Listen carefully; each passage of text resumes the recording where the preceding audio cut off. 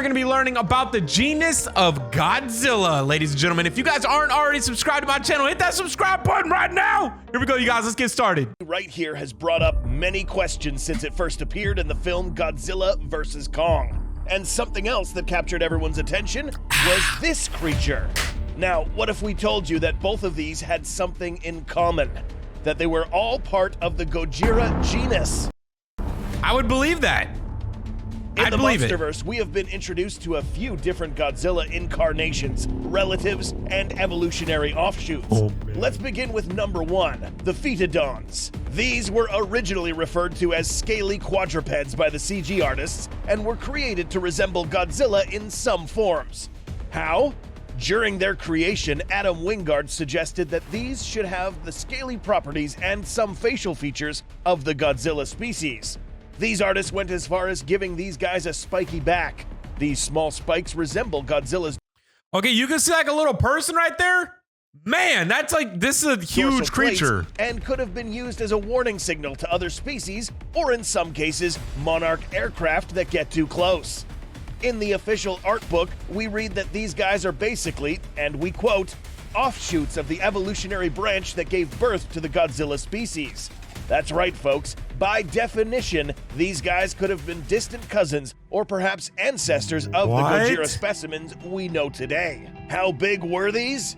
By comparing the rock critters to humans, and then comparing these height proportions to this particular creature and to Kong, it's possible that these guys could grow to a whopping 90 to 100 feet in height.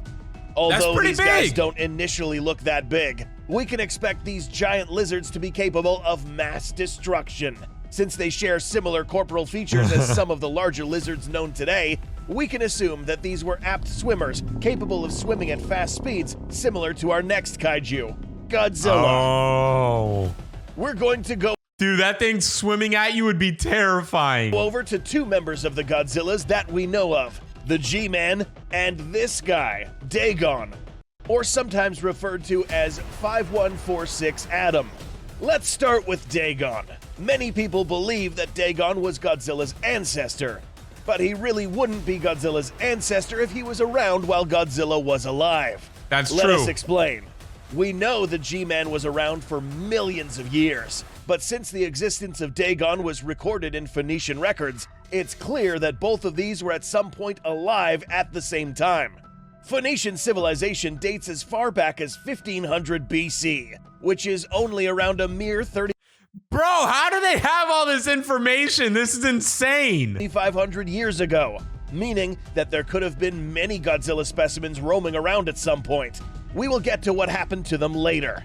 From the descriptions we have seen from these Phoenician tablets, Dagon was probably not as large as the G-Man we know today. Note that his dorsal plates were just as similar as the G-Man's back in 2014. His posture was a bit more hunched and was greener in appearance, certainly not as built as the 2019 incarnation of Godzilla. This suggests that this was perhaps a younger Godzilla specimen.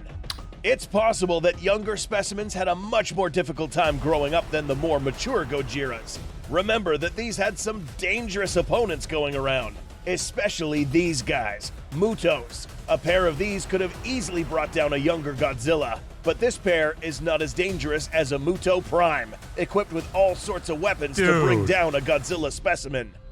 Which is exactly what happened to Dagon. Watch our video explaining this gruesome process in more detail. We can only We'll have to watch it. If you guys want me to watch it, you guys got to let me know down below. Right now, I will watch it, I promise you. The rest of the Godzilla species that were alive in the past few millennia were wiped out by the Mutos, except one. Now let's talk about the modern G-Man, who has seen tremendous amounts of bodily change within a span of 5 years. In the mid-1900s, the G-Man woke up to a different environment than he was used to millions of years ago. The atomic age was born. Between 2014 and 2019, the constant levels of radiation led to a much more rapid evolutionary development for the G-Man's body. The same would have happened to Dagon, but as mentioned previously, he died before radiation levels in the surface were close to the levels in the hollow Earth. Oh, so he wasn't as strong. Let's talk about these dorsals. While it is true that its battle with the Muto Prime had something to do with its dorsals changing shape, this is not the complete explanation. These dorsals would have eventually changed either way, only when the Godzilla reaches a particular point in maturity. How do we What? know this? Let's go back to this scene in Godzilla vs. Kong. Take a close look at this axe. This axe blade strongly resembles the G-Man's dorsals.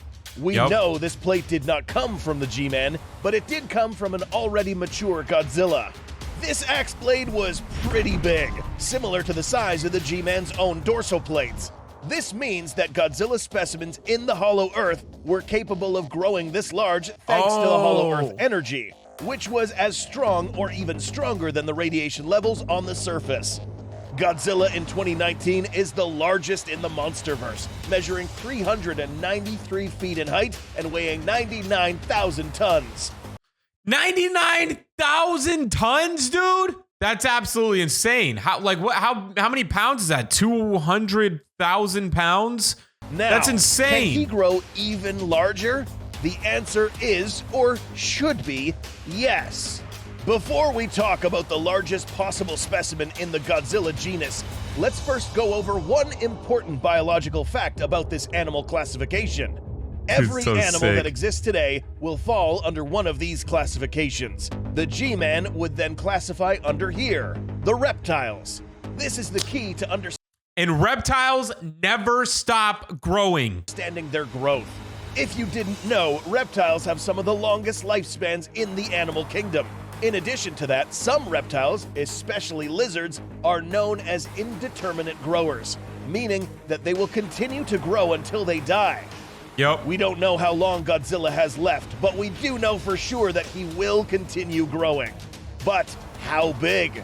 Let's now talk about the next and possibly largest Gojira specimen. Here we have a skull that resembles the G-Man and one that resembles Kong's.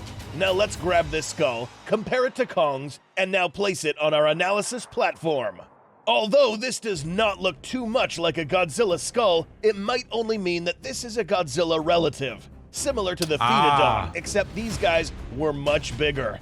In the official novelization, Eileen Andrews observed these skeletons from the heave. These, in her mind, were creatures similar to the Godzilla species. She also mentions that these were similar to what was found earlier in the Philippines, referring to Dagon's skeleton. So, what is this thing? This is just a theory, but it's likely that, like the Pterodons, this is another offshoot of the evolutionary tree that gave birth to a perfected Godzilla species. We can tell it's a relative thanks to these canines that are discreetly present in all Gojira relatives, including the G-Man and even the Pterodons. To find out how big this animal was, we need to know or make an educated guess on the corporal shape of this creature.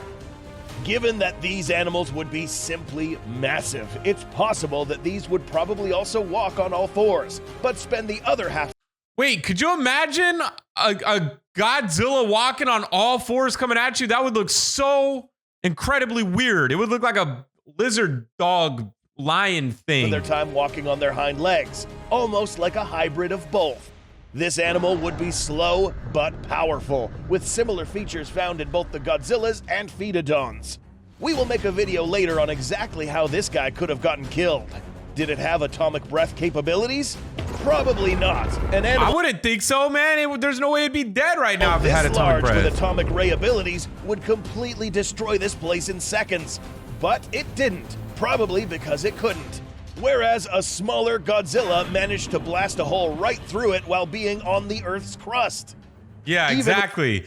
Dude, like Godzilla in that movie when he went to the Hollow Earth, or whenever he was basically calling for Kong, he shot all the way through the Earth, all the way down to Hollow Earth. I mean, like, that's insane. There's no way that building would stay standing if the kaiju that they were fighting had the atomic breath. The proportions of this animal's skull could only mean that this Titan could have been the largest we have seen so far. If the G-Man ever grows this Godzilla large, Earth, though? It would have lost its capability to move and fight as well as he does now. That said, the Godzilla species is the product of a refined evolutionary process, producing a Titan with the perfect size, weight, and abilities that make it the most powerful Titan in the Monsterverse. In review, we learned that the Pterodons, Godzilla, and these large unnamed species are all in the same family. We also learned that the Godzilla species evolve over time depending on their environment and could grow to larger proportions. And finally, because there are different offshoots of this genus, it is more than likely that there are even more ancient Godzilla relatives that fill these gaps. Do you think we will ever see these guys again in a future monster? I feel like we will. What do you think the Godzilla species will evolve into in the future?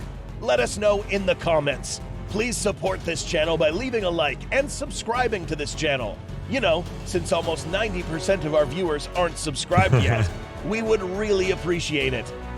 Thank you guys for watching. All right, you guys, you heard Goji Center. Make sure to go check out their channel, subscribe, hit the like button, all that stuff. And if you guys enjoyed my videos, enjoyed me reacting to stuff, then hit my subscribe button and like button, all that jazz. Thank you guys so much for watching today.